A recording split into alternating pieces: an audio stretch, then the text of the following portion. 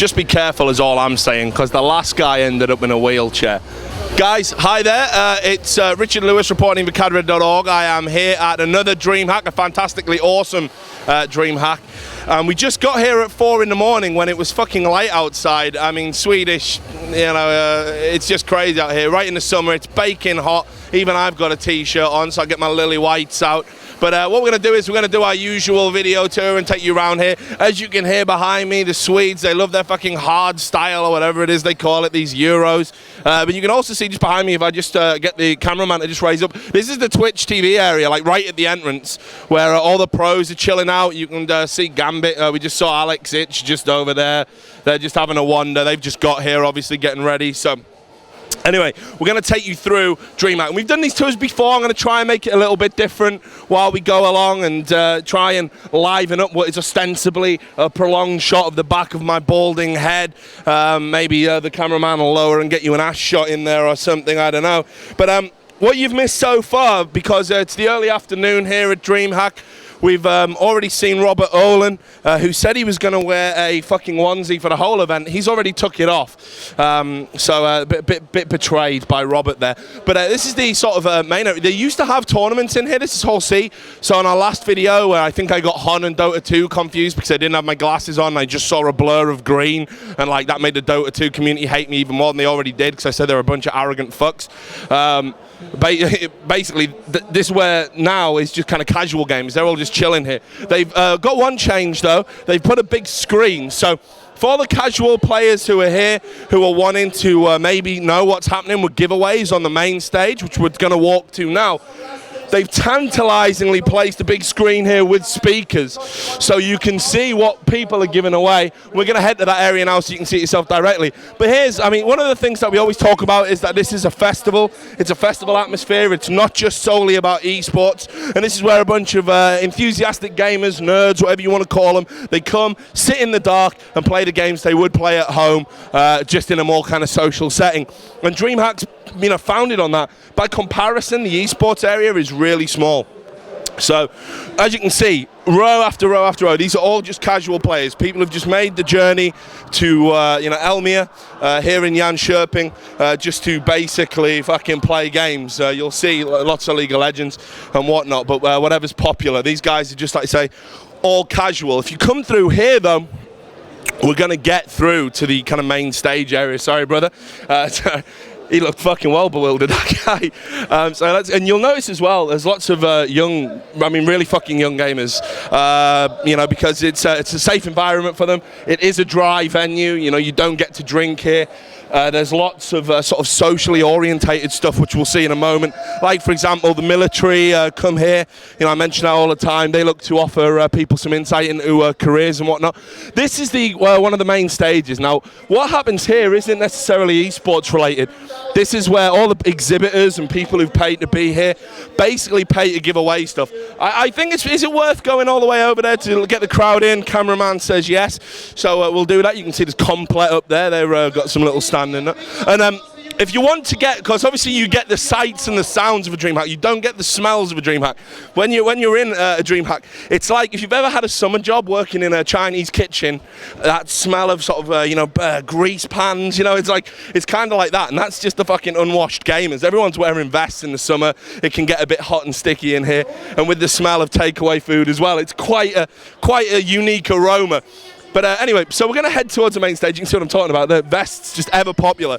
But I've not got their body for one. I'm never going to wear that. So you can see that we're getting closer to the main stage area, and you'll get an idea for the crowd. So people who've gathered here to basically just get their hands on freebies, which is like an integral part of any LAN. But here at DreamHack, they really go fucking crazy. Already we're starting to get into it. This is like how thick the crowds are. I'm going to see if we can try and get in. I don't even know if it's worth pushing beyond it, but I will try and get in without throwing too many elbows at young people. Right, here we go. So you can see where the crew are. They're orchestrating it. And basically they are throwing things out like, you know, PSUs, oh there you are, all sorts into the crowd. So people are, hang on, can we just get around here? Do you reckon we can be cheeky? VIP-kort som man får hämta. Oh, well, it looks like we've actually missed the main bit. I think this woman's telling about, like, you know, what's going to be given away next. But basically, this is the fucking main giveaway area. And people just kind of gravitate around here, hang around, and they're determined to get some, you know, free swag. So, we go to the next area. That was a gunfire, no, just a balloon. It's all right, it's Sweden. They don't have gun problems. It's not like Birmingham where I live. Right, let's just head over here. I'm going to take you into, well, we're going to get close to the pro area because obviously this is just one hall. I mean, to give you an idea of the scope of DreamHack, we've already been through 2 halls. There are what? I mean, how many in total? 4 big fucking halls like this, just full of people. And again, all of these guys are casual gamers. These are people, oops, someone fucked that up. These are all just casual gamers. People who are just wanting to come here, you know, play games, relax and chill out, and we've got into the throng here. But over here is the pro area, where a bit more esports focused. We're just going to try and get through there and go up some escalators. We've been also talking as well about like how World of Tanks popular DreamHack is. Now, to put it in context, when we got here to the airport, we arrived in Stockholm. And the first thing they said to us when we went to hire our car, are you guys going to DreamHack, you know, in Stockholm? So that's how kind of big it is. That gives you an idea of the presence it has as an event. As we drove past the massive lake that Jan Scherping's based on at 4 in the morning with the sun sort of coming up already, you know, there was electronic signs, DreamHack. So it's really fucking an integral part of what happens here. And everyone says the same thing to me, like, Jan Scherping is almost too small to host a gaming event this big, yet it does remain its spiritual home. So we're going to head up these escalators. That'll take us into the pro area. Just to let you know as well, there probably is going to be some tournament delays on the day one. The staff here have maybe underestimated just how popular it's going to be and how crowded it's going to be. What's happened is a lot of the pro players have had to queue up with the not-so-pro players, and basically they've had to, you know, kind of, well, they're going to be delayed. They're not going to make the start of the tournament, basically. So I'm being told by the cameraman to head up these escalators, which is going to be fun. Yeah, we'll definitely take the escalators. I'll conserve my energy. Fuck stairs.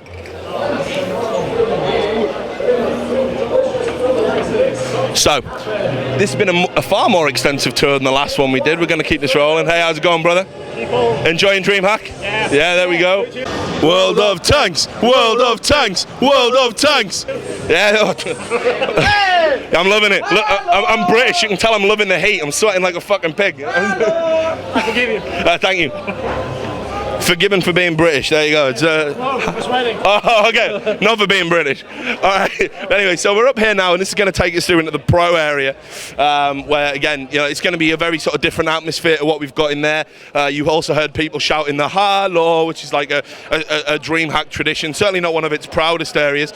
But when you come into this part, this is where kind of the exhibitors want to be. It's that borderline area between where the pros are playing, which generates the interest from the casuals, and they get to basically sell their goods. And all of the people, all of the names that we see in esports over and over and over again, you know, the people that affect, the businesses that effectively prop esports up, all have a very strong presence here. So you'll see, you know, guys like Asus and companies like that who have been, you know, putting money into tournaments, money into organizations, the lifeblood of esports, and they come here, and this is where they make their return on it. A massive event like DreamHack, where they basically got the opportunity to sell their key demographic and the demographic that is interested in esports. So, hi again. Welcome. Oh, look at this guy. Fuck, do you want a job? Hey, Hey, thank you. Right, you haven't put any drugs in it, have you? Okay, good. That's a shame, actually, but anyway, very, very kind of him. I'm probably not going to drink it, though, just to be on the safe side. He might have been sent by HLTV.org, so that's going in the bin. Right, so we're coming through the main area now. We're trying to get to the pro area. I know it's been quite long-winded. I'll probably be running out of things to say. That's interesting. So let's just point at signs and read them for you. There's Cooler Master. There's Complet. There's Logitech. So. And of course Steel Series. So again, all familiar household names, like what I'm talking about. And I mean, obviously Kingston as well. Kingston HyperX, you're going to be familiar with them. Sound Blaster. And you know, you're going to start seeing a few sort of people in player shirts now, like you know, obviously there's Caldi. We are getting closer and closer to the Pro Zone. This is the sort of last hall over here. So you can see as well that people are looking to sort of just chill out, you know, trying to find things to do when they're trying to kill a bit of time while they're at this event. And you can see, you know, people are just sort of sat here playing games, enjoying the booth babes, which there's no chance of a Swedish event ever outlawing girls in hot pants and whatnot. See, girls just want to have fun, some guy just said. Sorry, big guy. So I'll just come through there. This is the kind of last hall. And if you see, you know, again, more casual players here, but we are getting closer to the Pro Zone. Pro Zone is down here. You'll also see Alienware. There we go. There's a nice little Alienware symbol. So we'll come down here, and again, I cannot stress it enough. You know, out of all of the lands I've been to, which is obviously a fucking lot, oh my God, as if. Where's your onesie? I got robbed and they stole it. Don't lie to me. Do you want to know what really happened? He took his onesie off and he said, I've got to do a serious interview with the press. So he couldn't do like an interview with the real press in a fucking onesie, because if he said, hey, I'm Robert Ohlen and I run this shit, no one would believe him, right? No, I would be kind of awkward. Awkward's the word. So just say something about how you think it's going so far. I mean, it's a fucking huge turnout. Is this one of the biggest DreamHack? It is the biggest ever in the history of the universe. Yeah. It feels like it. I mean, I've been fighting through crowds. I've been seeing the queues. So many people here. It's the normal. Is that the winter one is the biggest. Yeah. But this is bigger than any winter event.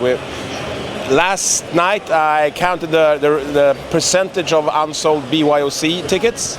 It was 0.892% unsold yesterday.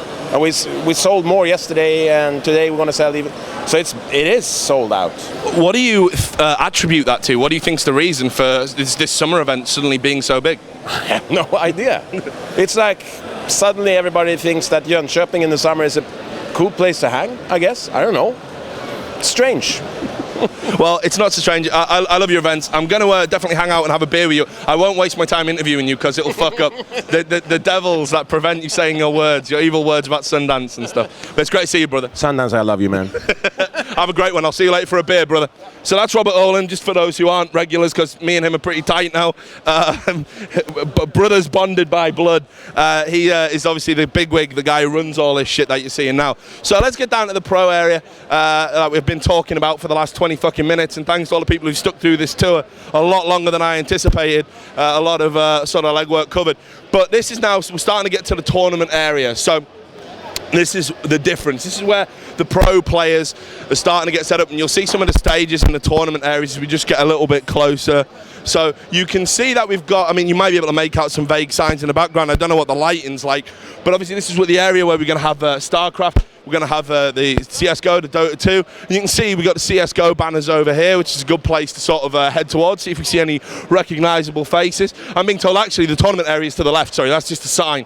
So we'll head to the left and see if we can see any faces that you may recognise. Even though I have no interest in CSGO anymore, it's dead to me.